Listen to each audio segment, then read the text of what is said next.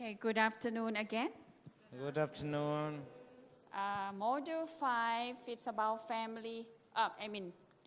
interpersonal relationship. Now gong sian ta khu de ma sian number nga ma model 5 ma chano chi jang interpersonal so pi do a long si de lo ri de long miu chano apian alan set san ji phit ba de Pipi la. Just kidding. pi to Okay. And so when we talk about interpersonal relationship, it can be, from between friends, between family members or church members. the relationship wa sian chano do a long mi ta su the ma ten do the ma te yaw ne te yaw set tuai piu lo chin phit ba de Have you ever realized that communication is very difficult? ကျွန်တော်တို့ဒီတယောက်နဲ့တယောက်ဆက်ဆံမှုအားဆိုရင်အမတန်မှအခက်ခဲတယ်ဆိုတာတတိထားမိကြလားတဲ့ Because you sometimes don't speak what you want to speak. တခါတလေကျွန်တော်ပြောချင်တာကိုမပြောရဘဲနဲ့ Sometimes people say things that they don't mean. တခါတလေကြတော့သူတို့ရဲ့နားလည်မှုကတစ်မျိုးဖြစ်တယ် And sometimes you say something nice, but people misinterpret in the wrong way. အခုနပြောသလိုပဲကျွန်တော်တို့ဆိုလိုတာပြောတာတစ်မျိုးတော့လည်းပဲသူတို့ရဲ့ဘာသာပြန်မှုနားလည်မှုကအချက်တစ်မျိုးဖြစ်တတ်တယ် Plus, each language also have idioms, have ways of saying, phrases.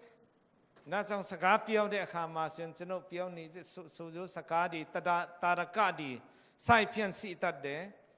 My husband is very careful when he speak to people. သူရဲ့ယောက်ျားဆိုရင်စကားပြောတဲ့အခါမှာအမတန်မှတတိထားပြီးတော့သူစကားပြောတယ်တဲ့ Me, I just speak what I think. ကျမချက်တော့သူနဲ့မတူဘူးတဲ့ငါစိတ်ထဲမှာပေါ်လာတော့သူပြောလိုက်မိတယ်တဲ့ So he helped me a lot in balancing my way of speaking, my way of ဒါ communicating. ကြောင့်မကြာခဏဆိုသလိုဒီလိုမပြောနဲ့ဒီလိုပြောရင်ပိုကောင်းတယ်ဆိုပြီးတော့မကြာခဏဆရာမကိုပြောပြတယ် Going back to Ma'am Duce's presentation about knowing the important dates for each other, for husbands and wife. အခုနတော့ကျွန်တော်ဒီ presentation မှာပါတဲ့တယောက်နဲ့တယောက်ကျွန်တော်အမျိုးသမီးရဲ့အရေးကြီးတဲ့နေ့ရက်တွေကိုတယောက်နဲ့တယောက်အတိအမှတ်ပြုတ်ခြင်းနားလည်ပြီးခြင်းဆိုတဲ့အရာမှာ Some people think that females always, remember all important dates. တခါတလေကျတော့သူမြတ်ထင်တယ်အမျိုးသမီးတွေကဒီအရေးကြီးတဲ့လက်ထက်တဲ့နေ့တော့ဘာတော့ပိုတိတယ်ဆိုပြီးတော့ထင်ကြတယ်တဲ့ I can tell it's not true. အဲ့ဒါမမှန်ဘူးဒါဒီမမှန်ဘူး I don't remember all the important dates. ဒီအရေးကြီးတဲ့နေ့ရက်တွေကကျမအားလုံးမမှတ်မိနိုင်ဘူးတဲ့ One day my husband woke up တနေ့ကျတော့ကျမမြို့သားအဲ့ရနေနိုးလာတယ် He took out his guitar, အဲ့ဒါနဲ့သူ့ရဲ့ဂီတာကိုကိုင်ပြီးတော့ and then I was standing there. He went and he faced his back towards me and he sat down on the chair. အဲ့ဒါနဲ့ဒီမှာသူလာပြီးတော့ထိုင်ခုံပေါ်မှာသူနေရာဆိုပြီးထိုင်လိုက်တယ် Then he started to sing, Happy birthday to me, happy birthday to me. အဲ့ဒါနဲ့သူတချင်းဆိုတဲ့အခါကျတော့ Happy birthday to me ဆိုပြီးတော့သူကနဲ့သူတချင်းဆိုလိုက်တယ်တဲ့ And that was not the first time I forget his birthday. အဲ့ဒါပထမဆုံးသူ့ရဲ့မွေးနေ့ကိုကျမတတိမထားမိသွားတာတခါမကဘူးတဲ့ And I don't mind him forgetting my birthday also. သူနည်း၎င်းပဲကျမရဲ့မွေးနေ့သူမသိရင်နဲ့ကျမလည်းဘာမှစိတ်ထဲမှာဘာပြဿနာမရှိဘူးတဲ့ There is a lesson to learn about our relationship. ဒါတော့ကျမတို့ကျမ်းမှာဆိုရင်ကျွန်တော်တင်ခန်းစာယူမဲ့အချက်လေးဖြစ်ပါတယ် When you think that you are a sinner, you are not perfect, you don't expect another person to be perfect as well. ကျွန်တော်ဆိုအားနေတော့သူအပြစ်သားဖြစ်ပါတယ်ဆိုပြီးတော့ကိုယ့်နဲ့ကိုနားလည်ပြီဆိုရင်လည်းသူမြတ်ကပြည့်စုံမယ်လို့ကျွန်တော်တို့ကဇိုးစားလို့မရဘူး Recently, we were in Jakarta. My husband and I traveled together. အဲ့ဒါနဲ့တစ်ခေါက်သူ့ရဲ့မြို့သားနဲ့ဂျကာတာမှာခရီးထွက်ကြတယ် He was eating the mango in the hotel. ဒါနဲ့တဲခုခန်းမှာတရက်တီးသူစားတယ် And he dropped one piece. အဲ့ဒါနဲ့စားရင်နဲ့မတော်တဆနဲ့ဒီငပြောတီ တရက်တိကြသွားတယ် So I was passing by. I just came out from the bathroom. So I just used the tissue and pick it up and throw it in the bin. အဲ့ဒါနဲ့ဒီယေရှုခါနေပြန်လာတဲ့အခါကျတော့တီးဆူတွေ့ပြီးတော့တီးဆူနဲ့ကောက်ပြီးတော့အမိုက်ဘုံထဲမှာထက်လိုက်တယ်တဲ့ I didn't say anything. I just smiled. ဒါနဲ့ဘာမှစကားတစ်ခွန်းမှမပြောဘဲနဲ့နည်းနည်းလေးပဲကျွန်မပြုံးလိုက်တယ်တဲ့ပြုံးပြလိုက်တယ် He looked at me, and he did to me like this. Your heart is very good. He said to me. အဲ့ဒါနဲ့သူကကျွန်မကိုကြည့်ပြီးတော့နဲ့စိတ်နှလုံးသားအမတန်မှကောင်းတယ်နော်ဆိုပြီးတော့ကျွန်မပြောပါတယ် If I drop, he would immediately say something. တိုင်းမဲ့ကျွန်မအနေနဲ့ဒါအဲ့ဒီတရက်တင်းကကြက်မယ်ဆိုတော့သူကတော့တခုခုပြောလိုက်မယ်ဆိုတော့ကျွန်မအတိတယ် And then, but he hardly dropped his thing, Unlike me, I keep dropping. သူကကြက်တော့ဒီလိုမျိုးတော့ကြက်နေကြက်တော့မရှိဘူးဆရာမတော့တခါတလေအဲ့လိုမျိုးကြက်တတ်တဲ့သူကတော့တိတ်ပြဿနာမရှိဘူး So I said to him, it's not because of good heart I have. It's because of, I think it's an ordinary thing to drop things. နိုင်မဲ့ကျွန်မအနေနဲ့ဒါတိတ်စိတ်နှလုံးသားကောင်းမွန်တယ်လို့ကိုယ့်အနေနဲ့ကိုလည်းမထင်ပါဘူးတဲ့ဒီမှာလက်ထက်ကနေစားရတော့မယ်ဆိုရင်လည်းတခါတလေမတော်တဆနဲ့ပြုတ်ကျတတ်တယ်ဆိုတာဒါတာမန်လို့ဖြစ်ပါတယ် One time I remember I was carrying something and he was looking at me so tense. He looked. အဲ့ဒါနဲ့တခါကျတော့တခုခုပစ္စည်းကိုကြိုင်တဲ့အချိန်မှာသူတီးချင်အောင်ကြည့်နေတယ် he looked at me like this. I also look at him. Then I drop. အဲ့ဒါနဲ့သူကငါတီးချကြည့်တော့လည်းကြည့်တော့အဲ့ဒါကိုကြည့်နေရင်မှကြက်သွားတယ်အောက်မှာ He ကြက် said, သွားတယ် I knew it. You were going to drop it. ငါတီးတယ်နဲ့လက်ထက်ကနေကြက်မယ်ဆိုငါတီးပြီးသားဆိုပြီးတော့ I said, because you wish and pray for it. That's why it dropped. အဲ့ဒါနဲ့သူကဒါကြောင့်ဒီလိုမျိုးထင်တဲ့အတွက်ကြောင့်ကြက်သွားတယ်ဆိုပြီးသူပြောရပါတယ် And so, sometimes communication is tough. Just like it is part of us, how we live our life together. တခါတလေကြက်တော့ဒီလိုမျိုးကျွန်တော်ရဲ့ဆက်ဆံရေးလည်းမရချမ်းပါနဲ့ဒီလိုမျိုးတွေရှိတတ်ပါတယ် Communication is difficult because there are 4,000 plus languages and dialects in the world. ဒီမှာဆိုရင်ကျွန်တော်ကြည့်တဲ့အခါကျတော့ခက်ခဲတာကဒီမှာကဘာပေါ်မှာဘာသာစကားပေါင်း4,000ကျော်ရှိပါတယ်တဲ့ဒါကြောင့်ဆက်သွယ်မှုခက်ခဲတယ် When I met Pastor Sam almost 30 years ago, ပြီးခဲ့တဲ့နှစ်30တုန်းကသူရဲ့ပါစာဆမ်းမြန်နဲ့သူတို့တွေ့ကြတယ်30ကြာသွားပြီ by the way, we were married only 20 years ago. We were လက်ထ married. ပ်တာကြတော့ပြီးခဲ့တဲ့နှစ်20တုန်းကပဲသူနဲ့လက်ထပ်ခဲ့ပါတယ် I met him when I was in high school. သူအစိုးရကျောင်းမှာသူအထက်တန်းကျောင်းမှာပဲတွေ့ရတယ် He couldn't speak Thai သူက that time. သူတို့ရဲ့ဘာသာစကားမပြောတတ်ဘူးထိုင်းလန်လို But now he is teaching me how to speak Thai properly. အခုကျတော့သူကထိုင်းလန်လိုဘယ်လိုစကားပြောရမလဲဆိုတာသူကဆီယမောက်တော့မှတင်ပြီးတယ် And during that time, sometimes he speak Thai, which is not the right pronunciation. တခါတလေကျတော့သူထိုင်းလန်လိုစကားပြောတဲ့အခါကျတော့လီတင်းတော့မမှန်တတ်ဘူးတဲ့တခါတလေ And when people laugh, because the meaning is different, he အဲ့ဒါနဲ့သူ feel ပြော very တော့ good. မှားပြီဆိုရင်လူတွေကရေးကြတယ်တဲ့နည်းနည်းမှားလို့ So I keep telling him, trying to tell him, okay, you pronounce like this, you speak like this. အဲ့ဒါနဲ့သူပြန်တင်ပြီးဒီလိုပြောပါဆိုပြီးတော့သူတင်ပြီးတယ် Sometimes he gets frustrated. တခါတလေတော့သူရဲ့စိတ်လှုပ်ရှားတယ်စိတ်တူချင်းတယ်လို့သူလည်းဖြစ်တတ်တယ်တဲ့ And he looked at me, you don't even know how to speak Burmese, even one word. ဒါနဲ့သူစိတ်တူလာပြီစနေကဗမာလိုစကလုံးတလုံးတုံမှနဲ့မပြောတတ်ဘူးနော်ဆိုပြီးတော့ငေါ့လည်းပြောလိုက်သေးတယ်တဲ့ Language can be very difficult when people interpret. They use their own thinking and they say things. အထူးသဖြင့်ဒီလိုဘာသာစကားဖြစ်လာတဲ့အခါကျတော့အမတန်မှအခက်ခဲတယ်တဲ့မလွယ်ဘူး English word is also very challenging because we English adopt so many other languages and blend into English. အင်္ဂလိပ်စကားဆိုတာလည်းမလွယ်ဘူးတဲ့ဘာဖြစ်လို့လဲဆိုတော့သူမြတ်ရဲ့ဘာသာစကားမျိုးပေါင်းစုံသူတို့ကစုစည်းပြီးတော့အိမ်မှာသူတို့ကပြောတဲ့အခါကျတော့လည်းခက်ခဲတယ် The word defeated, it can be both negative and positive meaning. I still get confused how to use them. ဒါကြောင့်အင်္ဂလိပ်လိုအခုနတော့သူပြောတဲ့ defeated ဆိုတာကောင်းတဲ့ဒီပဲလည်းရှိတယ် negative ဖက်မှာကောင်းတဲ့ဖက်မှာလည်းဒါဘာသာပြန်လို့ရတယ်အဓိပ္ပာယ်နှမျိုးရှိတယ် And so why communication is difficult? Few people use more than 60,000 words during their lifetime. We tend to use the most commonly used words that we have in our vocabulary. You know. ဒါကြောင့်ကျွန်တော်တို့ကခက်ခဲတယ်ဆိုတဲ့အခါကျတော့ဘာသာစကားပြောတဲ့အခါမှာတို့ကများတော့အဖြစ်ကျွန်တော်တို့ဘာသာဒီစကလုံးအလုံးပေါင်းอ่ะဆိုရင်6တောင်းကျော်လောက်ကျွန်တော်ပြောရတယ်တဲ့စကလုံးဒီ You know, like journalists and pastors, because of their way of writing and then preaching, they use more words than common people.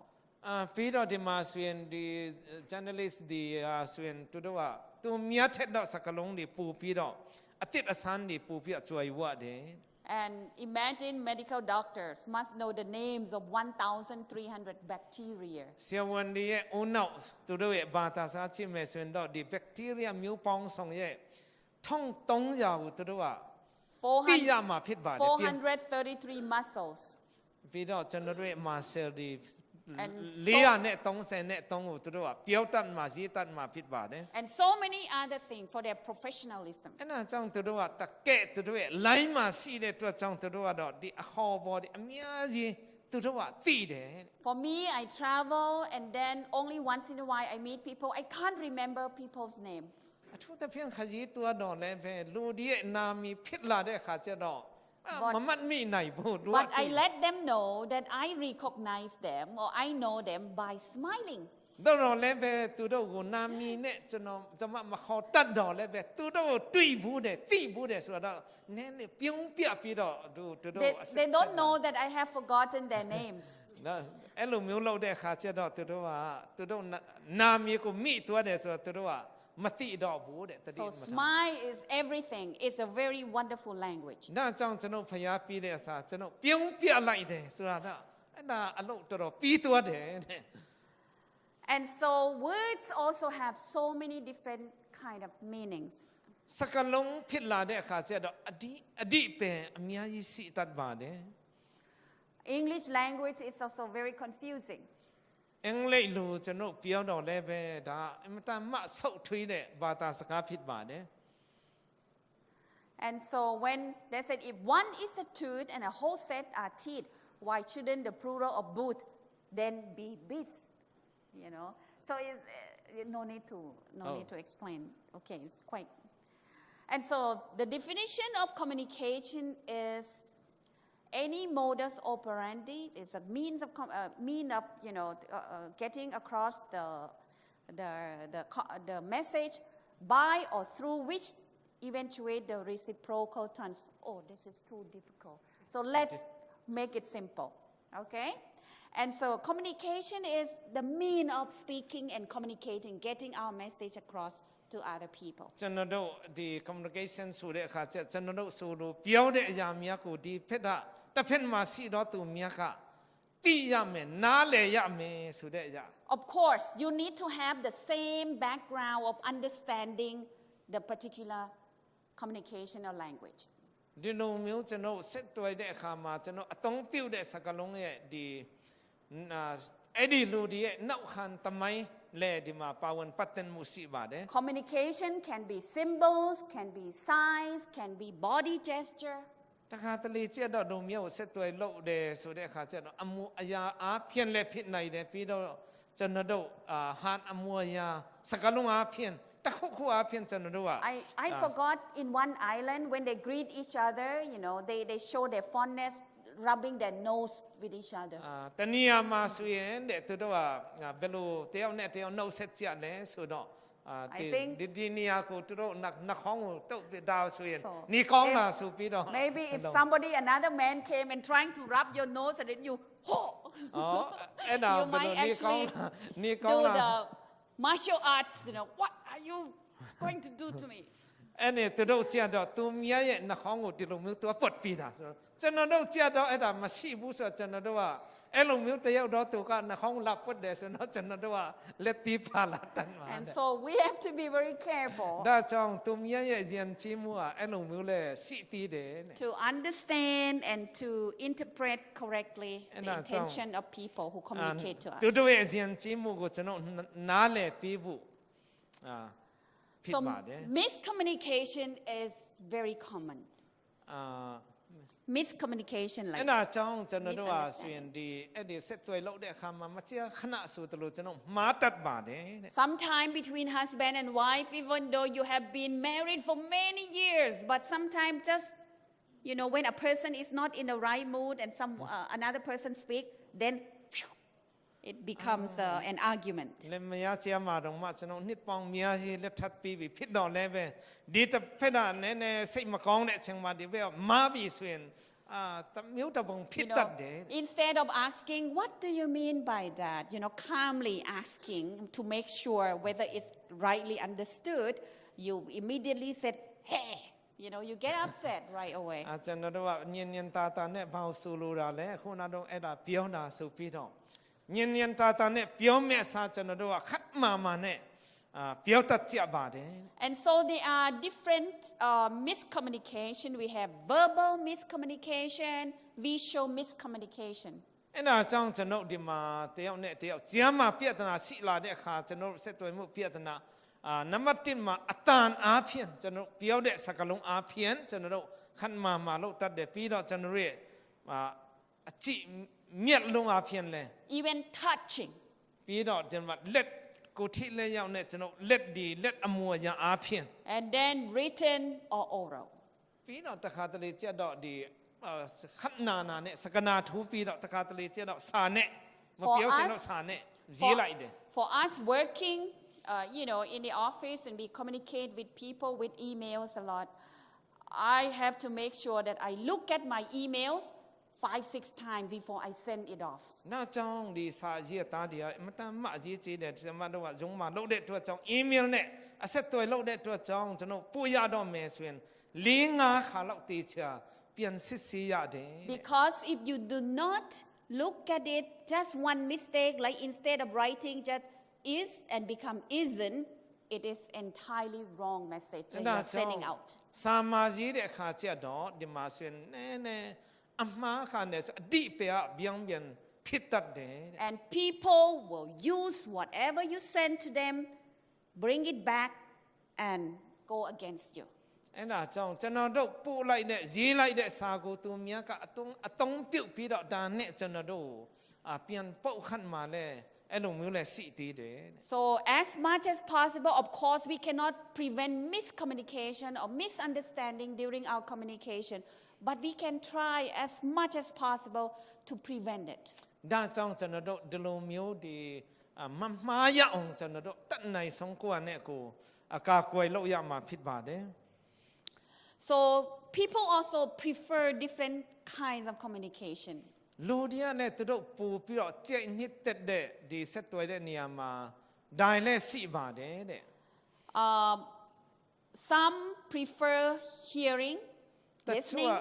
တချို့ဒီနားနဲ့နားထောင်တာပိုကြိုက်တဲ့ဥစားပြီးတဲ့လူတွေရှိတယ် Some people like to listen to the Sabbath school lesson through audio channel. ဥမာနေနဲ့ဥပုသ္စာပြီးတဲ့ခန်းစာတွေကိုတချို့တော့သူမြတ်နှစ်ချက်နဲ့နားထောင်ပြီးတော့ဒီမှာအတန်နဲ့နားထောင်ခြင်းတော့သူမြတ်ရှိတယ် Like my husband. ဒီမှာဆရာပါစာဆော့ဆယ်မြောက်ဆိုကျွန်တော်ဥက္ကဋ္ဌကြီးသူကဒီသူ့ရဲ့နှစ်ချက်နဲ့နားထောင်တယ် Me, I like to read because I like to underline important points in the Bible text. ဆရာမကြီးချက်တော့သူအဲ့လိုမျိုးမဟုတ်ဘဲနဲ့သူကဖတ်မယ်အရေးကြီးတဲ့ပိုက်ကိုသူမြင်သားမယ်မှတ်ထားမယ်အဲ့လိုမျိုးချက်တယ် Some like, movement, touching, like kinesthetic. တချို့ကတော့ဒီလိုမျိုးသူကာယမလောက်ရမဆွေရမဆိုင်ဖြင့်အဲ့လိုမျိုးချက်တဲ့လူလည်းရှိတယ် Quickly, we will go through auditory type of communicator. They depend on spoken word. အခုဒီပထမဆုံးဖြစ်တဲ့ဒီနားနဲ့နားထောင်တာပူကြိုက်တဲ့လူတွေအဲ့ဒီအပိုင်းကိုကျွန်တော်ကြည့်ရအောင် And they take literally what they hear. They understand just the way it is said to them. နာကြောင့်သူတို့ကတော့နားနဲ့ကြားတဲ့ဥစ္စာပူပြအိုးစားတယ်သူကဒီလိုပြောပါတယ်ဆိုပြီးတော့နားထောင်ပြီးတော့အဓိပ္ပာယ်သူတို့က So it's not really very effective if you're trying to convince a person using parables, using idioms, and so many other ways of speaking.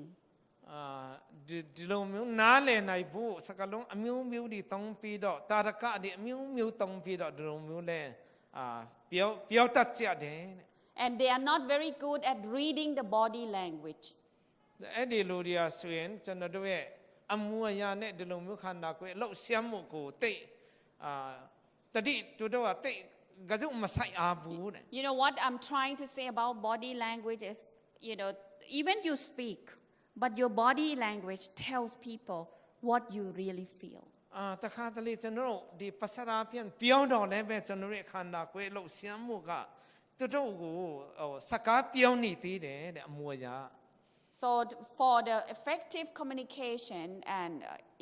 one-on-one, normally people see how you move your body at the same time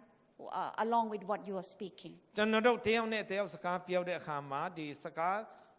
တာနိုနဲ့ကြားတယ်ပြီးတော့ဒီမျက်နာခန္ဓာကိုယ်အနေထားတဲ့လူတွေကကြည့်တယ် So auditory people will say, "Oh, that sounds good to me. I like that idea." အဲ့ဒါနဲ့ဒီအဓိကနားကိုအသုံးပြုပြီးတော့ဥစ္စာစစ်သွေးလုပ်တဲ့လူတွေကဆိုရင်ဒါ तू ပြောတာကောင်းတယ်ငါနှစ်သက်တယ်ဆိုပြီးတော့ပြောတတ်ကြပါတယ် For visual people, they create picture in their mind what is being said. ပြီးတော့ဒီဒုတိယဖွဲ့ရတော့ဒီအမြင်အာရုံနဲ့သူတို့ကြားတွေ့တဲ့ဥစ္စာတွေကိုဒီအနောက်ထဲမှာသူတို့ဟာဆိုရင်ပုံသွင်းနေတယ်တဲ့ So when you are telling a story to a child which is visual, they will have the picture in their mind. Oh, it's the mountains, full of rocks or whatever. Then the mind is already painting the picture along with what you ဥမာ say. နေနဲ့ဒီမှာဆိုရင်ကလေးတန်းကိုကျွန်တော်ပုံပြန်ပြောလိုက်မယ်ပြောလိုက်တဲ့အခါကျတော့တစ်တော်ရှိတယ်ကြောက်တုံးရှိတယ်တဲကန်ရရှိတယ်ဆိုတဲ့အခါကျတော့သူတို့ရဲ့အနောက်ထဲမှာဆိုရင်သူတို့ကအဲ့ဒါတွေကိုသူတို့ရဲ့ပုံဖော်ပြီးတော့ဒါသူတို့ကမြင်တွေ့ရပါတယ် So they take literally what they see. Oh, that's it. ဒါကြောင့်သူတို့ရဲ့မျက်စိနဲ့တွေ့မြင်တယ်လို့ဒါဆိုပြီးတော့သူတို့ကအဓိပ္ပာယ်ကောက်တယ် I like what I see what you're saying. That looks good to me. မြတ်ပြောတာကျွန်တော်တွေ့နိုင်တယ်မြင်နိုင်တယ်ကောင်းတယ်ဆိုင်ဖြင့် And so for the kinesthetic, they relate to life through feelings. ဒီတတိယဖွဲ့ရတော့သူတို့ရဲ့ခံစားမှု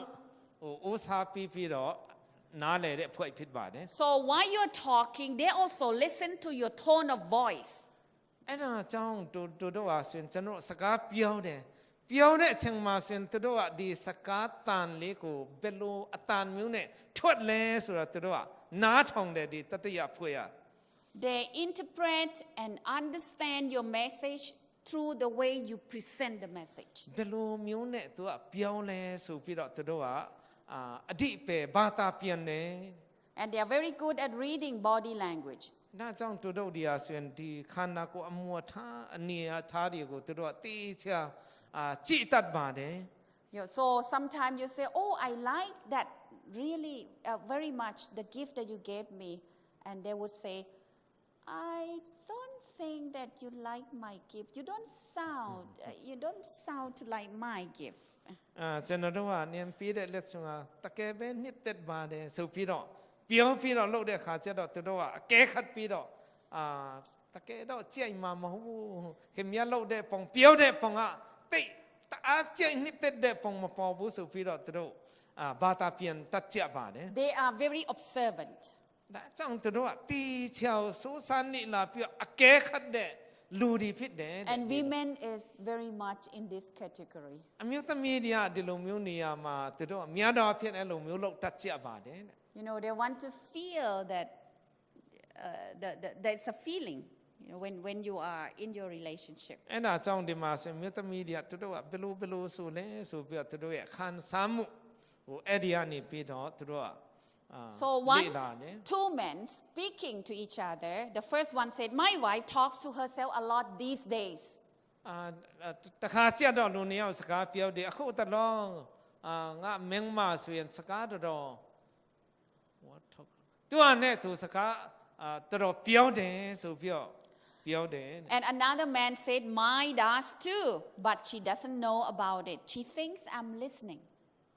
အဲ့ဒါနဲ့ငါမင်းမလည်းသူကနဲ့သူစကားမြန်နေတာပဲဒါပေမဲ့သူကနဲ့သူပါဒါငါနားမထောင်ဘူးဆိုတာ तू မသိဘူးတဲ့ So in reality, according to science, men has a bigger brain than women. သိပ္ပံကျွန်တော်လေ့လာတဲ့အခါကျတော့အမျိုးသမီးတွေထက်အမျိုးသားတွေရဲ့ဦးနှောက်ကပူကြီးတယ်တဲ့ But women's brain is smaller, but it has more activity going inside their brain. အမျိုးသမီးများရဲ့ဦးနှောက်ကပူသေးငယ်တော့လည်းပဲအထဲမှာဆိုရင်လှုပ်ရှားမှုပူများတယ်ဆိုတာသိပ္ပံမှာ There is a stronger connection between left and right brain. ဒီညာဘက်ချင်းနဲ့ဘယ်ဘက်ချင်းကဆက်တွယ်မှုအမျိုးသမီးတွေမှာ That's why women why cooking they can think about their children at school. အဲ့ဒါကြောင့်တို့ကအမျိုးသမီးတွေကဒီမှာတစ်ခုခုလုပ်တဲ့အချိန်မှာဆိုရင်ဒီမှာကလေးတွေအကြောင်းတက်တဲ့အကြောင်းပါတဲ့အများကြီးပူပြီးတော့အဲ့မှာတည်တယ် Why they are teaching, they can think about the babies at home. ဒီမှာစာသင်နေတဲ့အချိန်မှာအမျိုးသမီးတွေကအိမ်မှာရှိတဲ့ကလေးကိုလည်းတို့ကဦးနောက်ထဲမှာထည့်တွက်အားသေးတယ် And then they quickly switch to their husband. What is he eating right now? They can switch their brain also to the husband. အဲ့ဒီအချိန်မှာဆိုရင်တွေ့ရဦးနောက်အချက်ဖက်တို့ပြောင်းပြီးတော့တွေ့ရအမျိုးသားဟိုမှာဆိုပြီးတော့တွေ့ရရောက်ခမဒီဟိုမှာဆိုပြီးတော့အဲ့ဒါနဲ့အချိန် We use brain to interpret our communication. နောက်ကြောင့်မျိုးသမီးတွေရဲ့ဦးနောက်ကဒီလိုမျိုးသူဦးနောက်ထဲမှာရှိပြီးတော့ So when man's brain is different than women's, there is already a challenge between two genders. နောက်ကြောင့်ကျွန်တော်ဆိုလိုတာအမျိုးသားများရဲ့ဦးနောက်နဲ့အမျိုးသမီးဦးနောက်ကမတူတဲ့အတွက်ကြောင့်ဒီကြားထဲမှာဆိုရင်ကျွန်တော်တို့ကောင်းမွန်နဲ့ဆက်သွယ်လို့ဖို့ရန်အတွက်ကျွန်တော်တို့ကစင်ခေါ်မှုရှိတယ်ဆိုတာလည်းတတိထားဖို့ဖြစ်ပါတယ် So sometimes you might feel frustrated, say, why my wife doesn't understand me? တခါတလေကြက်တော့ကျွန်တော်မျိုးသားများစိတ်တို့မပါဘယ်လိုကမင်းမဒါဒီနားမလဲမတိဘူးလဲဆိုပြီးတော့ပြောတဲ့အချိန်လည်းရှိမယ် And why my husband doesn't feel anything? Why he doesn't care for me? ထိုနည်း၎င်းပဲမျိုးသမီးတွေဘာဖြစ်လို့ငါကြောက်ကြာကဒီလိုဖြစ်တာလဲငါ့ကိုကစုံမဆိုင်ဘူးလဲဆိုင်ဖြစ် And so always remember, there is always a possibility of miscommunication. ဒီလိုမျိုးဒီလည်းမရချမ်းမှာတော့ဒီလိုမျိုးစစ်တွေကြီးမကောင်းစီနိုင်တဲ့ဖြစ်နိုင်စီလဲရှိတဲ့အကြောင်းကျွန်တော်သိရမှာဖြစ်ပါတယ် That's why when we need to rephrase, we need to try to, come back for confirmation. Do you say what you mean? Is this the one that I understood rightly? ဒါကြောင့်ကျွန်တော်တို့တခုခုဖြစ်လာတဲ့အခါကျတော့ခင်ဗျားဆိုလိုတာဒီလိုမျိုးလားဆိုပြီးတော့ကျွန်တော်တို့ပို့ပြန်လဲပြီးတော့နောက်တစ်ခေါက်အတီးပြုတ်ဖို့ And so now let's look at communication techniques. ကျွန်တော်တို့ဒီမှာဆက်သွယ်တဲ့နည်းလမ်းများကျွန်တော်ကြည့်ရအောင် And so the first one is an informer. တခုပထမတစ်ခုကြတော့ကျွန်တော်တို့က Women like to speak and then leave halfway. It's better to complete the thought so that other person will do little interpreting as possible. No need to leave, some space for another person to keep wondering what you are talking about. မြို့သမီးတွေကစကားပြောပြီးတော့စပြောတာနဲ့သူတို့ကမပြည့်ပြတ်မဲနဲ့တဝက်တပြက်နဲ့ထားပြီးတော့ဒီလိုမျိုးသူများဟိုဘက်မှာအဲ့လိုမျိုးချန်ထားတတ်တယ်တဲ့ Sometimes, my daughter will come, Mommy, I want, it's okay. You don't have money. That's all she said. Why? What do you want? အဲ့ဒါနဲ့ဥမာနေနဲ့သမီးကဆီမသမီးကသူ့ဆီမှာလာအမေဆိုပြီးတော့ကျမနေနဲ့ပိုက်ဆံလိုချင်တာ အဲ့လိုမျိုးနဲ့ပြောပြအဆုံးထိမပြောဘဲနဲ့လူချင်တာတော့ပိုက်စမရှိပါဘူးဆိုပြီးတော့သူကနဲ့သူအဆုံးတတ်ပါတယ်တဲ့ And so being an informer is you complete your thought when you communicate with others. ဒါကြောင့်ကျွန်တော်တို့ဒီလိုမျိုးinformer ဆိုတဲ့အခါကျွန်တော်တို့ဆိုလိုတာကကျွန်တော်တို့အဆုံးအထိတီချာချာနဲ့ဖနတ်ဝဲခြင်းနဲ့ဆိုရင်ဖနတ်ရောက်တဲ့အထိအဲ့လိုမျိုးကျွန်တော်ပြောရမှာဖြစ်ပါတယ် And the other person should wait until the person finished before the interruption. Don't make an interruption. ဒါကြောင့်ကျွန်တော်နားထောင်တဲ့လူတွေကလည်းအစနဲ့အဆုံးထိနားထောင်ပြီးမှကျွန်တော်တို့ကကျမ်းမှာဘာမှအနှောင့်အယှက်မပေးဖို့ဖြစ်ပါတယ် And when the statement is acknowledged by another person, you can acknowledge by saying, paraphrasing, do you mean that you want to buy something for your birthday? Something like အဲ့ဒါနဲ့အားလုံးကိုပြောပြီးတဲ့အခါမှာကျဒီပြင်လာပြန်တဲ့တုံ့ပြန်ပြီးတော့ခင်ဗျားရဲ့မွေးနေ့မှာတခုခုဝယ်ခြင်းလို့လားစိုက်ပြန်ပြန်ပြောရပါတယ်တဲ့ And so she would again talk to me, oh, yes, mommy, I want to buy something. And do you have money? I said, yeah, I can for your birthday. We will give for you. အဲ့ဒါနဲ့သူဖျားနေပြန်ပြောဟုတ်ပါတယ်မွေးနေ့မှာတခုခုဝယ်ခြင်းတယ်အမေကပိုက်ဆံပေးနိုင်မလားပိုက်ဆံရှိလားဆိုပြီးတော့ပြောမယ်ဒီပြင်တော့ပိုက်ဆံရှိပါတယ်စိုက်ပြန်ပြောရတယ် It's very important to paraphrase or to explain for clarity, for good, for fully understand. ပို့ပြီးတော့ပို့ရှင်းအောင်နားလည်အောင်ကျွန်တော်တို့ပြောတတ်ဖို့အရေးကြီးပါတယ် And so the second technique we call clarifier.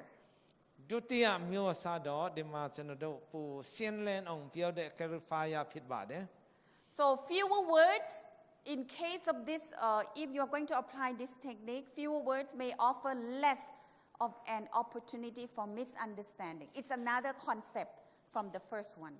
opposite concept with the ဒီ first မှာ one. ဆိုရင်ကျွန်တော်တို့ few words ဆိုပြောစကားနည်းနည်းပဲပြောတဲ့အခါကျတော့ဒါလည်းကျွန်တော်သူမျက်နားလဲဖို့ရန်အတွက်နည်းတဲ့အတွက်ကြောင့်နားလဲဖို့ရန်အတွက်လည်းပုံမူပြီးတော့ခက်ခဲတတ်ပါတယ် It means you speak whatever is needed to speak. ဒါကြောင့်ကျွန်တော်စကားပြောတဲ့အခါမှာကျွန်တော်ဆိုလိုရင်းကိုတိကျနဲ့ပြည့်စုံပြောဖို့လိုတယ် So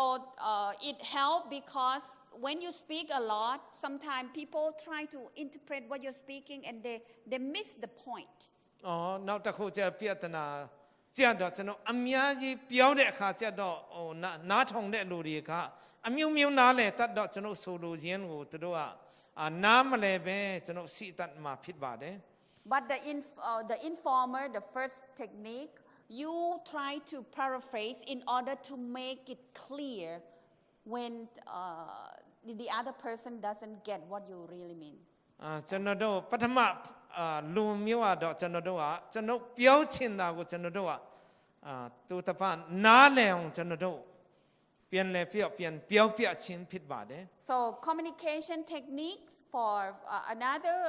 communication technique is body reader. You read the body language. တတိယကျတော့ကျွန်တော်ဘယ်လိုဖြစ်လဲဆိုတော့သူ့ရဲ့ခန္ဓာကိုယ်မျက်နှာနဲ့ခန္ဓာကိုယ်အနေထားကြည့်ပြီးတော့ကျွန်တော်နားလည်ချင်းဖြစ်ပါတယ် Okay, the windows for your emotion is the eyes. ဥမာသူတို့ရဲ့စိတ်လှုပ်ရှားမှုဘယ်မှာတွေ့နိုင်လဲဆိုတော့သူရဲ့မျက်လုံးကိုကျွန်တော်ကြည့်ရင်လည်းသိနိုင်တယ်တဲ့မျက်လုံးကိုကြည့် I know in Myanmar you don't look directly at the eyes of people because you feel that it's a disrespect. Am I right? ဒီမှာဆက်ကျွန်တော်တို့မြန်မာနိုင်ငံမှာဆိုရင်လူတယောက်ရဲ့မျက်လုံးကိုတဲ့ကျွန်တော်ကြည့်ထားတော့တိတ်မရှိ But ဘူးတဲ့ if you look at other people with the eyes of fondness, with the eyes of admiration and friendliness, I think it's okay. တော့လည်းပဲကျွန်တော်တို့ကသဘောကျပြီးတော့ကောင်းတဲ့မျက်နှာနဲ့ထားတဲ့လူတယောက်ရဲ့မျက်နှာကြည့်တဲ့ခါကျတော့လည်းဒါကောင်းပါတယ် 3 years ago when I was working with IS, I came to teach a class in Myanmar. ပြီးခဲ့တဲ့3နှစ်တုန်းကဒီမှာဆရာမကဒီຫນွေချောင်းတက်တဲ့ MA တက်တဲ့လူတွေကိုစာလာတင်တယ် I think some of you might be my student. I don't know. I saw အဲ့တုန်း one. ကမှာ MA တက်တဲ့လူတွေတချို့စီ And ကောင်း so, စီလင်းမယ် you know, I asked the students to come up front and give the report. အဲ့ဒါနဲ့ဆရာမဒီမှာစာတင်ပြီးတော့ကဲအစီကိုတက်လာပြီးတော့ဒီမှာ report လာပေးကြပါဆိုပြီးတော့ And သူတို့ then ဟော here, no eye contact. You give report, but your eye is down here, or go that side, or up there. အဲ့ဒါနဲ့ report ပေးတဲ့ခါကျတော့အောက်ပဲကြည့်တယ်ဒီနာထိပဲအဲ့လိုမျိုးကြည့်တဲ့လူရှိတယ် And I was thinking maybe it's personality. အဲ Maybe it's a personality, shy, that person is shy. အဲ့ဒါနဲ့ဆရာမတတိထားတော့မတော်လို့ရှင်သူ့ရဲ့သူကတအားရှက်လို့ဖြစ်မှာပါသူ့ရဲ့ personality နဲ့သူကအောက်ပဲကြည့်တယ်ဒီနာလေးပဲကြည့်တယ်လို့ထင်တယ် So, but then I observe everybody, almost everyone do like that. အဲ့ဒါနဲ့တယောက်ပြီးတယောက်ဒီလိုမျိုး report လာပြီးတဲ့ခါပထမကလူပဲအဲ့လိုမျိုးသူတို့ကနေကြတာတတိ Even ထားနေ while leading the song service for the morning worship, he will play, God is so good, like going everywhere like this. အဲ့ဒါနဲ့တချင်းဆိုမဲ့ကဲ worship တချင်းဆိုရအောင်ဆိုပြီးတော့လှုပ်တဲ့ခါကျတော့ God is so good ဆိုပြီးတော့အဲ့လိုပဲကြည်တာတွေ့တယ် ဒီနောင် For other culture, it is acceptable in Myanmar. But for other culture, when we don't look at the eyes of people, we don't mean what we say. ဒါကြောင့်ကျွန်တော်သူများမြန်မာနိုင်ငံမှာတော့တမျိုးတော့လည်းပဲအခြားလူမျိုးကျွန်တော်စကားပြောပြီးတခုလုပ်ပြီးဆိုရင်ကျွန်တော်တို့သူတို့ရဲ့မျက်နှာကိုကြည့်ပြီးတော့မပြောဘူးဆိုရင်အတိအပြတမျိုးဖြစ်သွားတယ် So in another word, we are not very sincere. ဒါကြောင့်ကျွန်တော်တို့ဒီလိုမျိုးကျွန်တော်လုပ်ပြီးတော့မျက်နှာမကြည့်ဘူးဆိုရင်ကျွန်တော်တို့အဲမှာဆိုရင် And so ရိုးဖြောင်းတဲ့သဘောတော့မရှိဘူးလို့အတိအပြ it's ကောက်လို့ရတယ် for body readers, for the other culture, it's really important to look at the eyes when you speak to people. ဒါကြောင့်သူတို့ရဲ့မျက်နှာကိုကြည့်ရမှာဒါသူတို့အခြားနိုင်ငံမှာဆိုရင်အမှန်တမ်းအရေးကြီးတယ် But of course, not to challenge. တော့လည်းပဲကျွန်တော်သူတို့ဆင်ခေါ်တဲ့မျက်လုံးလေးတော့မဟုတ်ဘဲနဲ့သူတို့ And then head is also important. ဒီဥကောင်းလဲဒီဥစ္စာလဲအမှန်တမ်းအရေးကြီးတယ် When we were in India, I got confused because the Indian always like this all the time. အိန္ဒိယနိုင်ငံမှာကျောင်းတက်တဲ့ခါကျတော့သူတို့ကခေါင်းကိုတားလှုပ်တဲ့ခါကျတော့အတိအပဲကျွန်တော်တို့ကနားမလည်နိုင်တော့ဘူး So even they say yes, they also do like this. ဟုတ်တဘောတူပါတယ်ဟုတ်ကဲကောင်းပါတယ်ဆိုရင်လည်းသူတို့ကအဲ့လိုမျိုးခေါင်းခါ So we get confused. အဲ့ဒါကြောင့်အတိအပဲဘာသာပြန်တာတမျိုးကြီးဖြစ်တယ် And then gesture ပြီးတော့ကျွန်တော်တို့ကဒီ gesture ပါ or even touch. အဲ့လိုမျိုးကျွန်တော်တို့ကလက်အားဖြင့်ပဲဖြစ်ဖြစ်ကျွန်တော်တို့ရဲ့အမှုအရာ body အားဖြင့် Yeah, touch also as well. And so communication techniques and encourager. ကျွန်တော်တို့ရဲ့ဆက်သွယ်မှုဆက်ဆံမှုလုပ်တဲ့အခါမှာကျွန်တော်ဒီအားပြမှုတစ်ခုလည်းဖြစ်ပါတယ် So beside being a good an informer, a clarifier, body reader, we need to be an encourager. ကျွန်တော်တို့အခုနောက်တော့ပြောတဲ့၃ခုပြီးရင်ဒီမှာကျွန်တော်တို့အားပြီးတတ်တဲ့ခေါနာတူအောင်လုပ်တတ်တဲ့ကျွန်တော်ဆက်သွယ်မှုမျိုးကျွန်တော်ပြုလုပ်ဖို့ဖြစ်တယ် Apostle Paul has a very effective techniques when he tried to correct people. ဒါနဲ့ကျွန်တော်ကျမ်းစာထဲမှာဖတ်တဲ့အခါကျတော့ရှင်ပေါလုကအဲ့လိုမျိုးနေရာမှာဆိုရင်သူကနီလန်းကောင်းနေရှိပါတယ် If you read his book, at the very beginning of every letter he writes, he will say, I praise God for you. I thank God for you. You have been doing well. ပေါလုရဲ့စာဒီကျွန်တော်ဖတ်တဲ့အခါမှာပထမဆုံးစာကြောင်းတွေ့တာနဲ့တင်တဲ့လုံးကသဘောကျတဲ့ဖခင်ရဲ့နာမတော်တင်တော့အားဖြင့်ချီးမွမ်းတယ်စဖြင့် So people once they see positive feedback, first put in front, their mind is ready for anything. အဲ့ဒါကြောင့်ကျွန်တော်ဒီလိုမျိုးကျွန်တော်လုပ်တဲ့အခါကျတော့ကျွန်တော်အစမှဒီလိုမျိုးသူတို့သဘောကျတဲ့နှစ်သက်တဲ့အတိအမှတ်ပြုတ်တဲ့အခါကျတော့သူတို့အာရုံစိုက်မှုလည်းပို့ပြီးများတယ် Even Apostle Paul give a strong words later and discipline and rebuke them. It's okay for them. ပထမအပိုင်းမှာသူအနေနဲ့သူတို့ကိုအားရတဲ့အကြောင်းကောင်းတဲ့အကြောင်းဖျားချီးတို့ချီးမွမ်းတဲ့အကြောင်းပြောတဲ့အခါကျတော့လူတွေကသဘောကျတယ်နောက်ပိုင်းမှာကျတော့သူကခတ်နာနဲ့ပြောတာလည်းရှိပါတယ်အဲ့ချိန်မှာသူတို့ကလက်ခံနိုင်တယ် But သဘော if ကျတယ် Apostle Paul start his letter with an accusation, with a negative feedback, I think it would turn out very differently. အဲ့လိုမျိုး तू ကအတင်းတော်တီးတီးကိုပေါ်စင်ပေါ်တော့စာကြီးတဲ့အခါမင်းတို့ကဆိုပြီးတော့မကောင်းတဲ့စာကြောင်းနဲ့စပြီးဆိုရင်တော့သူ့ရဲ့အဲ့ဒီအတင်းသားတွေကတော့လက်ခံနိုင်မှာမဟုတ်ဘူး You know, my daughter would say to me, Mama, you're very fat. အဲ့ဒါနဲ့သမီးကတခါပြောတယ်တဲ့အမေကတအားဘူးရတယ်လို့သူပြောတယ်တဲ့ You must lose weight, she said. အမေကဝိတ်ဆော့ရမယ်နော်ဆိုပြီးတော့သမီးကလာပြောတယ် And she said, eat less ngapi. အဲ့ဒါနဲ့သမင်းစားတာလဲဟိုဆော့စားပါအဲ့လိုမျိုးတွေပြောတယ် But my son is very smart. အဲ့ဒါနဲ့သမီးကအဲ့လိုမျိုးပြောတော့လဲပဲသားကတော့အဲ့လိုမျိုးမပြောဘူး He heard his sister say that to me. အဲ့ဒါနဲ့အမပြောတဲ့စကားသူကကြားတယ်နားသူ့ရဲ့နားနဲ့ He's not only speaking, he come and then he rub my shoulder. အဲ့ဒါနဲ့သားသူ့အမေနားမှာလာပြီးတော့သူ့ရဲ့ပခုံးလာပုတ်တယ် Mama, you are very beautiful. အမေကတအားချောတာပဲဆိုပြီးတော့သားက But lose some weight, okay? အဲ့ဒါနဲ့တော့တော့လဲပဲအမေကချောတယ်တော့လဲပဲနည်းနည်းဝိတ်ထင်းနိုင်ရင်တော့ You ပိုကော feel င်းတယ် much better for the second, way of saying than the first. အဲ့ဒါနဲ့အဲ့လိုမျိုးဆိုရင်ပို့ပြီးတော့အမေကပိုချောလာမယ်ဆိုပြီးတော့ပြောတတ်တယ် Husbands, when you go back, you can talk to your wife. My darling, you are very beautiful. နာကျွန်တော်တို့အမျိုးသားတွေကလည်းဆရာသမားတွေလည်းအင်ရောက်တဲ့အခါကိုယ့်ရဲ့မင်းမကို Just, ကျွန်တော်တို့ထိုနည်း just ကို lose ပြောတတ် a တယ် little bit of weight, then you will look perfect. အဲ့ဒါနဲ့နည်းနည်းဝိတ်ဆော့လိုက်ရင်ပို့ပြီးတော့ချောလာမယ်ဆိုအဖြစ်ကျွန်တော်တို့လည်း That will ပြော work တတ်ပါလေ better. That will work better. အဲ့လိုမျိုးပြောရင်တော့ပို့ပြီးတော့ကျွန်တော်တို့ကထိရောက်မယ်တဲ့သူတို့လည်းပိုနားထောင်မယ် Be an encourager.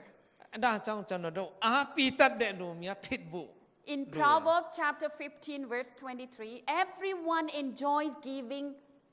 good advice. နာကြောင့်ကျွန်တော်တုတ်တန်ချင်း15ငယ်နဲ့73မှာဖတ်တဲ့အခါကျတော့လူတိုင်းရကျွန်တော်တို့ကောင်းတဲ့အကျင့်အကောင်းပြီးခြင်းကိုလက်ခံတတ်တယ်တဲ့ Actually, not only giving mean those who hear and those who give. နာကြောင့်ကျွန်တော်ကြားတော်သူမြတ်ပြီးအဲ့လိုမျိုးလောက်တော်သူမြတ်တို့ဖြစ်တယ် But also, Proverbs said, and how wonderful it is to be able to say the right thing at the right time. နာကြောင့်ကျွန်တော်အချင်းကောင်းခွန်းကောင်းမှာကျွန်တော်ပြောတဲ့တဲ့အချိန်မှာပြောတတ်တာဘယ်လောက်ကောင်းပါတယ်လဲတဲ့တအားကောင်းတယ်တဲ့ The same thing when my husband, he finished delivering sermon, he will ask me, how was it? အဲ့ဒါနဲ့သူအမျိုးသားတစ်ခါလေစကားပြောတဲ့တရားဟောတဲ့အခါကျတော့စကားပြောတာဘယ်လိုနေလဲဆိုပြီးတော့မင်းမောင်လာမေးတယ် At the very beginning, I was very honest. ပထမပိုင်းမှာကျတော့သူကအမှန်တိုင်းပဲပြောတာ You use wrong grammar. I said, you mispronounce the word. Your presentation has some misspelling. ဟိုနီယာမှာတာမှားတယ်ဒါအားနေတယ်ဆိုပြီးတော့သူပြောမိတာ He said, oh, okay, enough. အဲ့ဒါနဲ့တော်ပြီဒီလောက်တော်ပြီဆိုပြီးတော့သူလာပြောတယ် But later I learned how to be an encourager. ဒါနဲ့သူ့ကိုဘယ်လိုအဲ့လိုကျွန်တော်ကိုယ့်နဲ့ကိုယ်လည်းသိလာတော့သူအားပေးနိုင်ဖို့ဘယ်လိုလုပ်မလဲဆိုပြီးတော့စဉ်း So စား I said, wow, you look really nice on that suit, looking from down here. အဲ့မှာဆိုရင်စကားပြောတာတအားကောင်းတယ်ရှင်းတယ်ဆိုပြီးတော့သူပြောတယ် You speak clearly, you give positive feedback first, then follow by negative input. အဲ့ဒါနဲ့ဒါဒီကောင်းတဲ့အကြောင်းရှင်းတဲ့အကြောင်းတွေပြောပြီးမှပြောချင်တာတွေနောက်မှဒါဆိုပြီးတော့သူ So ပြော his ရ mind already prepared, already prepared to accept အဲ့ဒီ the အချိန်မှာ correction. ဆိုရင်အကောင်းနဲ့စတဲ့အခါကျတော့သူကသူ့ရဲ့စိတ်နှလုံးသားလက်ခံဖို့အစင်တင်ဖြစ်လာပြီ So every time now I have to look at him, and then he will, preach, and then he will look at me, because I know he will be asking me at the end of the preaching. Every preaching he asks me. အဲ့ဒါကြောင့်သူတရားဟောတဲ့အချိန်တိုင်းမှာကျွန်မမီးတယ်တဲ့ဒါကြောင့်ကျွန်မနဲ့သူဘယ်လိုဆိုပြီးတော့နားထောင်ပေးရတယ် And so I have to really control, sometimes I want to talk to the person next to me, but I have to control myself. အဲ့ဒါကြောင့်ကိုယ့်အနေနဲ့သူတခါတလေဘေးနာလူတွေလည်းစကားပြောချင်တဲ့အချိန်တွေရှိတယ်သူတော့သူစကားတရားဟောတဲ့အချိန်မှာတီးချနားထောင်ပေးရတယ် Sometimes he turned the other side, he looked, so I quickly talk and then come back like this. quickly talk, come back like this. တခါတလေကြက်တော့ဘေးနာစကားပြောခြင်းတော့ခဏလေးပြောပြီးတော့ချက်ချင်းသူစကားတရားဟောတာနားထောင်ပေးရတယ် And then at the end, he said to me, today you didn't listen to my sermon. You spoke 5 times. အဲ့ဒါနဲ့သူရောက်တဲ့ခါကြက်တော့ဒီနေ့ငါတရားဟောတာတေချာနားမထောင်ဘူးငါခါသူမြတ်တဲ့စကားပြောတယ်ငါတွေ့တယ်ဟဲ့ဆိုပြီးတော့သူက plan for နေတွေ့ He တဲ့အ even ကြောင်း count how many times I spoke to the ဘယ် person နှ next ကျ to င် me. ဘယ်နှခါသူမြတ်တဲ့ဘေးရလိုနဲ့စကားပြောတဲ့အကြောင်းလဲသူမှတ်ထားတယ် And so next communication techniques is peacemaker. နောက်တစ်ခုကြတော့ဒီမှာဆိုရင် peacemaker ဆိုကျွန်တော်တို့ငင်းချမ်းကြီးကိုလှုပ်တော့သူမြတ်ဖြစ်ပါတယ် You will hear in even among the church members, sometimes there's misunderstanding here and there. တခါတလေကြတော့ဒီမှာနားလည်မှုကတစ်မျိုးစီဖြစ်တော့ဆုတ်ထွေးနေတာပဲ We listen, but not to entertain their negative thought. We listen for clarification. အဲ့ဒါကြောင့်နားထောင်မှုကလည်းသူတို့ကနားလည်မှုအမျိုးမျိုးဖြစ်တော့ဒီဘယ်လိုပြောမလဲဆုတ်ထွေးစီတယ်တဲ့ Like I share with you, the union president's wife, what she thought about the secretary that was not very helpful to her husband. အခုနတော့ကျွန်တော်တတကအနေနဲ့ကျွန်မတို့ပြောခဲ့ပါဒီမှာဆိုရင် union ဥက္ကဋ္ဌတယောက်ရှိတယ်သူ့ရဲ့အတွင်းစည်းမှုကသူ့တိတ်မကူညီဘူးဆိုတာ When they ပြော ask ခဲ့တယ် her, how reliable is your source? ဒါနဲ့ဘယ်အနေချာလို့လဲဆိုပြီးတော့တီချာရဲ့လားမီးတဲ့အခါကျတော့ Then she looked at me and then she thought about it for a moment, then she became silent. အဲ့ဒါနဲ့ခဏလေးသူနဲ့အဲ့လိုမျိုးဆိုပြီးတော့သူကနဲ့သူတတိထားမိပြီးတော့သူဘာမှအဆင်မပြောတော့ဘူး Sometimes when people are upset, when people are angry, they are not in their right mind. They can't think in a broader perspective. တခါတလေကြတော့လူတွေကဒီလိုမျိုးဝမ်းနဲ့တတ်ကြတယ်တဲ့ဝမ်းနဲ့ပြီးတော့သူတို့ဘာမှမစင်စားတတ်တော့ဘူးတဲ့ Because they focus on themselves, on their hurts, their pain, and their suffering. ဘာဖြစ်လို့လဲဆိုတော့သူတို့ရဲ့အနာကျင်မှုသူတို့ရဲ့စိတ်မကောင်းမှုပဲဒီထဲမှာထားတဲ့အခါကျတော့သူတို့ကဘာမှအချာဝင်လာလို့မရတော့ဘူးတဲ့ And so when you listen to some cries of people, something that you think it might be a misunderstanding, you don't need to add to the fire, talk too much. Remain, speak less. And in Proverbs it says, be sensible and turn off the flow. Don't continue the fire. ဒါကြောင့်ဒီလိုမျိုးသူများဒီလိုဆိုပြောပြောလာတဲ့အခါကျတော့ကျွန်တော်တို့အဲ့ဒီဖွဲ့ထဲမှာပူပေါင်းပါဝင်ခြင်းမရှိဘဲနဲ့ကျွန်တော်တို့ကပူပြီးတော့ပူအဲ့မှာမီးပူတောက်အောင်ကျွန်တော်လှုပ်တော့သူများမဖြစ်ဘူးစံစာထဲမှာကြီးပါတယ် Few years ago we used to get anonymous letters even from Myanmar. အဲ့ဒါနဲ့ပြီးခဲ့တဲ့နှစ်အနည်းငယ်တုန်းကစာအမျိုးမျိုးမဟုတ်မမှန်တဲ့စာတွေရတယ်တဲ့မြန်မာနိုင်ငံကနေလည်းလာတယ်တဲ့ Everything in the letter talk about negative stuff, bad thing about leadership, so many things. It comes from some of the unions that we have. အဲ့ဒါနဲ့ဒီလိုမျိုးခေါင်းဆောင်တွေအားနဲ့ချက်တွေမကောင်းတဲ့အကြောင်းတွေပဲလာတယ်စစ်ဒီလိုမျိုးစာတွေလာတယ် Nothing is good in their eyes. ဒါနဲ့စာကြီးတဲ့ပုံကတို့ရဲ့စီမှာကောင်းတာတစ်ခုမှမရှိဘူး So when you see the writing, their way of speaking, through writing, you already know that something wrong with their mind. အဲ့ဒါနဲ့တို့ရဲ့ဈေးတဲ့စာကိုဖတ်တဲ့အခါဖတ်ရင်နဲ့ဘောက်တွေ့လဲဆိုတော့ဒီဈေးတဲ့လူတွေကိုနဲ့ရဲ့ဒီစိတ်နီသဘောထားလဲမဟုတ်သေးဘူးဆိုတာလဲအဲ့ဒါကဲခတ်လို့ရတယ် When everything that comes out from your mind is all negative, everything seems to be black, that means something is happening that you need to really be ဒါ watchful. ကြောင့်ကျွန်တော်ရဲ့ဦးနောက်ထဲနေစိတ်ထဲနေပစဒနေ negative မကောင်းတဲ့ဥစ္စာတွေပဲထွက်လာပြီးဆိုရင်လဲကျွန်တော်တို့ကတခုမားနေတယ်ကျွန်တော်တို့ကအားနည်းနေပြီဆိုတာလဲသိဖို့ဖြစ်ပါ Even if we don't experience everything in a good ways, but at least they are good and bad in our life. ကျွန်တော်တို့ရဲ့ဘဝမှာဆိုရင်ကျွန်တော်အားလုံးအကောင်းလည်းမဖြစ်နိုင်ဘူးတစ်ခါတလေအကောင်းတလဲအဆိုးတလဲတော့ဖြစ်နေကြပါတယ် One time I got the letters တနေ့ကျတော့စာတဆောင်ရတယ် because it was forwarded to all the division personnel. အဲ့ဒါနဲ့အဲ့ဒီစာမှာဆိုရင်လူကြီးတွေမကဘဲနဲ့ဒီမှာ division မှာရှိတဲ့လူတွေအားလုံးကိုပေးထားတယ်မျှဝေထားတယ် That was the second and last letter that I read, such a letter. နဲ့ဒါဒုတိယတစ်ခေါက်နဲ့နောက်ဆုံးတစ်ခေါက်ကျမရတဲ့ဒီမကောင်းတဲ့စာတွေဖြစ်ပါတယ် That person wrote like this. အဲ့ဒါနဲ့ဒီလူကစာရေးတဲ့ခါမှာ The president wife like curry. ဒီ Curry. ဒီ Sa curry. Hin president The president's wife, the wife. ဥက္ကဋ္ဌရဲ့မင်းမဆိုရင်ဟင်းတအားကြိုက်တယ်တဲ့ And that man invited the president's wife to eat curry. အဲ့ဒီလူကဥက္ကဋ္ဌရဲ့မင်းမကိုထမင်းစားဖို့ဟင်းစားဖို့ဖိတ်တယ်တဲ့ And then the president's wife liked their curry. အဲ့ဒီအမျိုးသမီးကသူတို့ချက်တဲ့ဟင်းကိုတအားကြိုက်နေတတ်တယ်တဲ့ She came back and told the husband to promote him to be the so and so. အဲ့ဒါနဲ့ဒီလိုမျိုးနောက်တစ်ခေါက်လာပြီးတော့လာတဲ့အခါမှာသူ့ရဲ့ယောက်ျားကို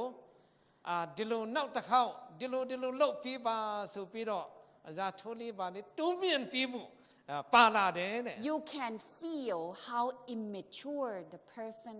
is, the one who wrote the letter. အဲ့ဒါကြောင့်ဒီလိုမျိုးစာရေးတတ်တဲ့လူတွေရဲ့စိတ်နေသဘောထားနဲ့သူတို့ကယဉ်ကျေးမှုလုံးဝမရှိဘူးဆိုတာကျွန်တော်တို့ဒီစာထဲမှာကျွန်တော် And sure enough, they knew what they were doing was not right, so they never write their names or reveal their identity. အဲ့ဒါကြောင့်သူတို့ကလည်းဒီလိုမျိုးစာဒီရှောက်ရေးတဲ့အခါကျတော့သူတို့ရဲ့စိတ်နေသဘောထားနဲ့တွေ့တယ်မကောင်းတဲ့စာဒီရှောက်ရေးတဲ့အတွက်ကြောင့်လည်း One time, သူတို့ရဲ့နာမည်တော့အောက်မှာမရေးစေဘူးဘယ်သူပဲဘူးဆိုတော့လည်းမရှိဘူး one time my husband went to a union. အဲ့ဒါနဲ့တစ်ခေါက်ကျတော့ကျွန်တော် division ဥက္ကဋ္ဌကြီးက union တစ်ခုတွားတယ် And many people came. အဲ့ဒါနဲ့လူတွေသူ့နားမှာအမြိုက်လာတယ် So he said he cannot speak to all of the 100 plus people. Send 6 representatives. ဒါနဲ့သူပြောလိုက်တယ်ဒီလူတွေဇာနဲ့ချီပြီးတဲ့အတွက်ကြောင့်သူတို့အားလုံးတို့စကားပြောနိုင်မှာမဟုတ်တဲ့အတွက်ကြောင့် And ကို then ယ်စလဲ6ယောက်ရွေးလိုက်ပါဆိုပြီးတော့ so they send the 6 representatives. အဲ့ဒါနဲ့အဲ့ဒီလူတွေထဲကနေ6ယောက်ကိုရွေးပြီးတော့ division ဥက္ကဋ္ဌ And ကြီး then နဲ့ they တွေ့တယ် started talking, the decision making was not right, this and that. Everything is negative. အဲ့ဒါနဲ့သူတို့ပြောတဲ့6ယောက်စလုံးအတူတူပဲမကျင်တဲ့ချက်တွေသူတို့ရဲ့ဆုံးဖြတ်ချက်ကမားတယ်ဒီမှာစူပြီးတော့သူတို့ရဲ့ committee လောက်တာစူပြီးတော့မကောင်းတဲ့ຢာတွေပဲပြောတယ် And what they wanted was to replace the president of အဲ့ဒါ the နဲ့ union. သူတို့လိုချင်တာတော့ဒီဥက္ကဋ္ဌကြီးကိုလဲပြီးလိုက်ပါ And လိုက်လာပါ he said, these are not his own decision. These are the committee's decision. ဒါနဲ့ဥက္ကဋ္ဌကြီးကဆောက်ဆက်မြတ်ပြောတယ်ဒါကကျွန်တော်ရဲ့ဆုံးဖြတ်ချက်မဟုတ် committee နဲ့လောက်တာနော်ဒီမှာ committee ကရွေးပြီးတော့အတည်ပြုတာ We ဆိုပြီး pray about it. We have been, carefully. The church operate in such a way that it's not by one person's decision that was made. ဒီလိုမျိုးကျွန်တော်တို့ကဥက္ကဋ္ဌဒီဘိုင်ရွေးတဲ့အခါတီချက်ဆုတောင်းတယ်တယောက်တည်းပဲမလုပ်ဘဲနဲ့ committee နဲ့လူအများနဲ့ရွေးတာဖြစ်တဲ့အကြောင်းကိုသူတို့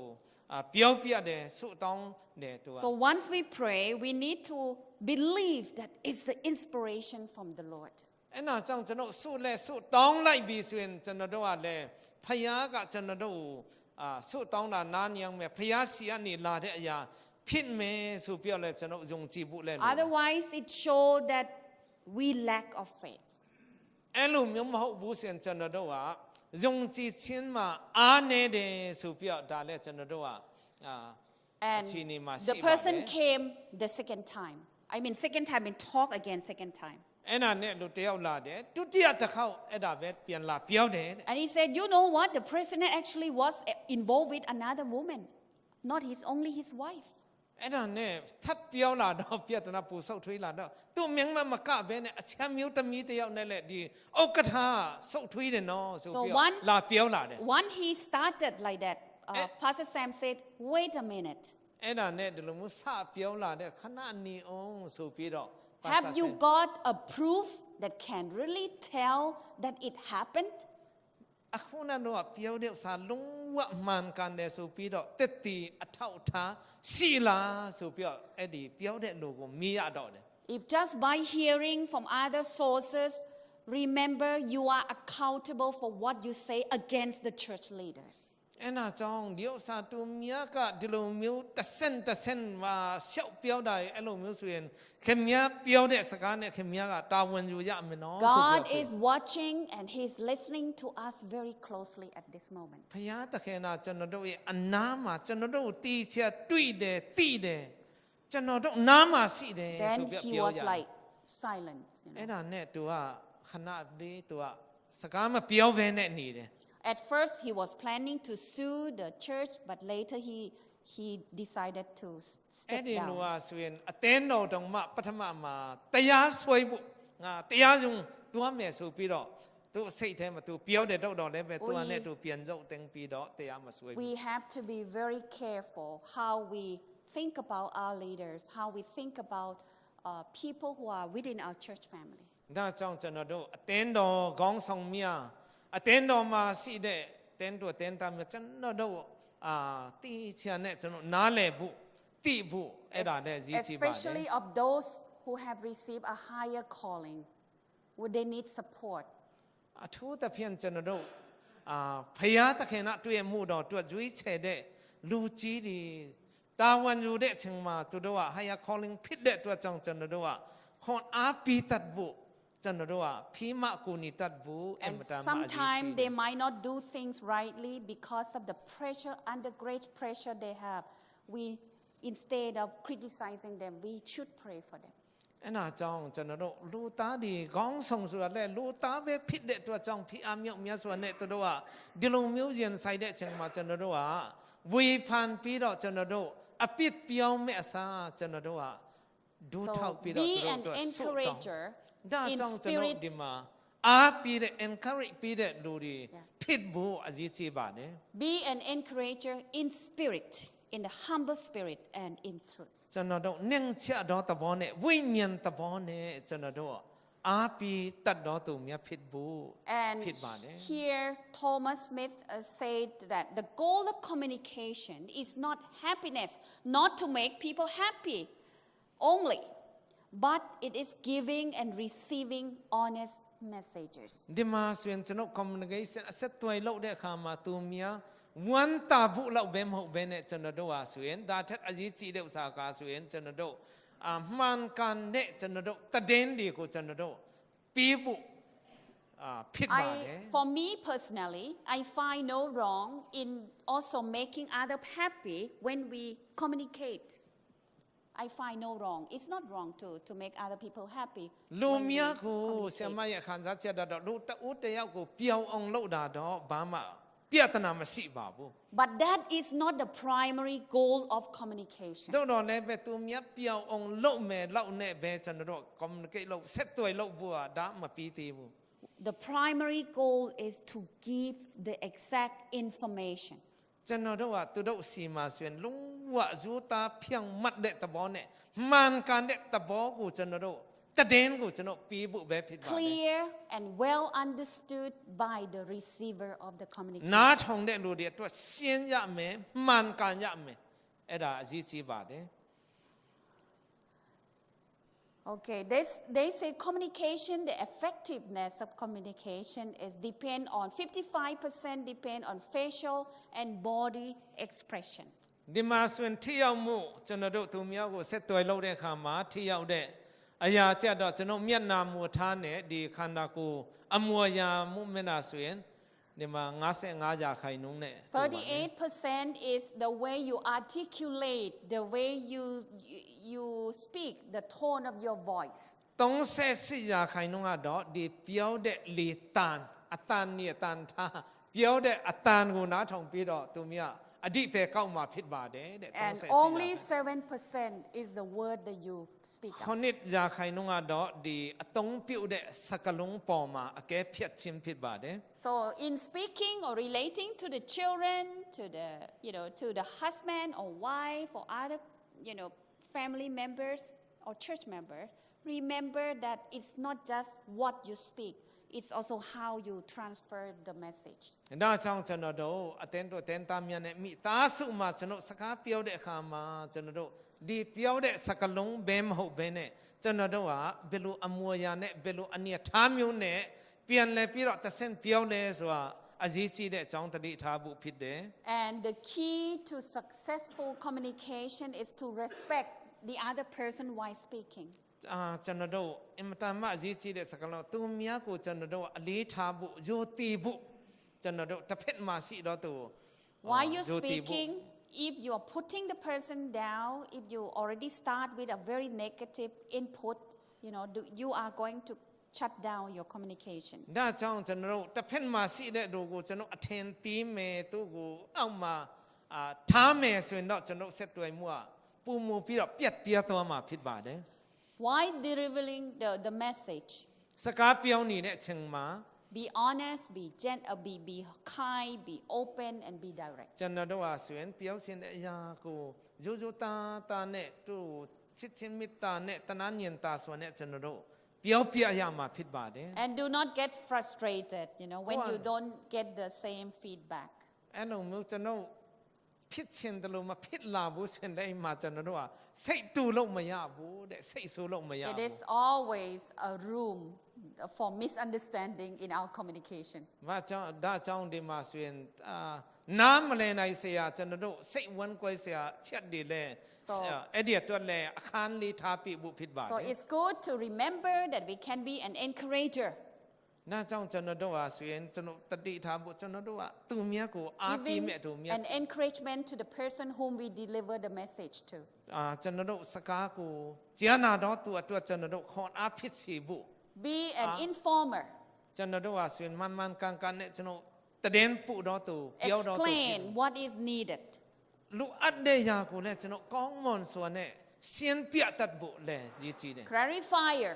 ဒါကိုထပ်ပြီးတော့ရှင်းပြမယ်ဒါဒီနည်းနဲ့နားမလဲဆိုရင်ဒီနည်းနဲ့ဆိုပြီးတော့ Make it clear and simple enough to understand. ရှင်းလေးနဲ့ဆိုလိုရင်းကိုကျွန်တော်တို့ပြောတတ်ဖို့စကားလုံးဇွေးတတ်ဖို့လည်းရည်ကြည်တယ် Don't beat around the bush,